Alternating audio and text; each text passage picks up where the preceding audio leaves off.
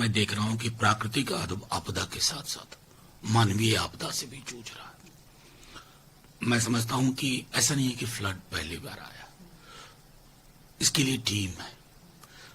Disaster preparedness कोई चीज हुआ करती है। ऐसा नहीं होता कि हमेशा आप रिएक्टिव मूड में होंगे, प्रोएक्टिव कोई चीज होती है। उसका घोर अभाव है। अभी भी सरकार से आग्रह होगा, फौरी तौर पर रिलीफ प्रोवाइड करिए, लोगों को रेस्क्यू करके सही जगह पे पहुंचाइए ताकि जान माल की क्षति न हो।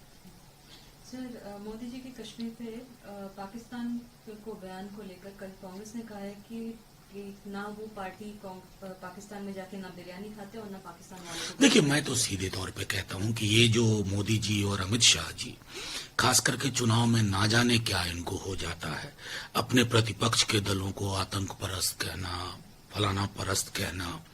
हमने तो उनको भी आतंक परस्त नहीं कहा जो कांधार में आतंकियों को छोड़ा है वहां तक। हमने उनको भी आतंक परस्त नहीं कहा जिनके दौर में, जिनकी हुकूमत में पुलवामा हुआ, आज तक उसकी रिपोर्ट नहीं आई है। हम उनको भी आतंक परस्त नहीं कहते हैं जिन्होंने आईएसआई को बैकडोर से पठानकोट आने दिया। ये नहीं बोलना चाहिए। मैं कभी नहीं बोलूंगा कि मोदी जी, अमित शाह जी या बीजेपी, क्योंकि हम पॉलिटिकल लड़ाई लड़ रहे हैं। कल को सरकार में हम आएंगे, हमें भी डील करना होगा इस सिचुएशन से। तो ये एक जो सुचिता होनी चाहिए, एक गांभीर्य होना चाहिए, उसका अभाव देखता हूं। अरे भाई, चुनाव है, 4 सीट ऊपर 4 सीट नीचे, उसके लिए अपने प्रतिपक्ष को कह दोगे आतंक परस्त। जिनके साथ सरकार चलाई बड़ी बड़ी बातें करके, उनको कह दोगे कि अरे ये लोग तो आतंक को पूछते हैं। तो फिर पलट के लोग आपसे भी पूछेंगे, आईना दिखाएंगे, फिर अच्छा नहीं लगेगा, लगना भी नहीं चाहिए। तिरुपति में लड्डू को लेकर जो कंट्रोवर्सी हुआ था, उसके बाद आंध्र डेप्यूटी सीएम पवन कल्याण ने कहा है कि वो 11 दिन की प्रायश्चित दीक्षा रखेंगे। देखिए, वो फिल्मों से आए हैं संभवतः। मैं समझता हूं कि आस्था से जुड़ा मसला है, इसमें किसको ब्लेम करोगे भाई? जगन इधर, एनसीबीएन इधर, दोनों तो इन्हीं के थे। हमने तो सब देखा है पार्लियामेंट के अंदर, सब देखा है, अपनी आंखों से देखा। तो हेडलाइन मैनेजमेंट उद्देश्य नहीं होना चाहिए।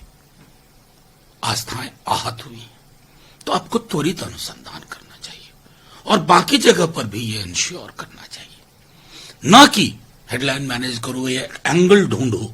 अब एक आध टेलीविजन चैनल ने बिला वजह कांग्रेस को ट्रैक कर लिया। भाई, इतनी हड़बड़ी किस बात की? सरकारें कौन थी? अब सरकार किसकी है?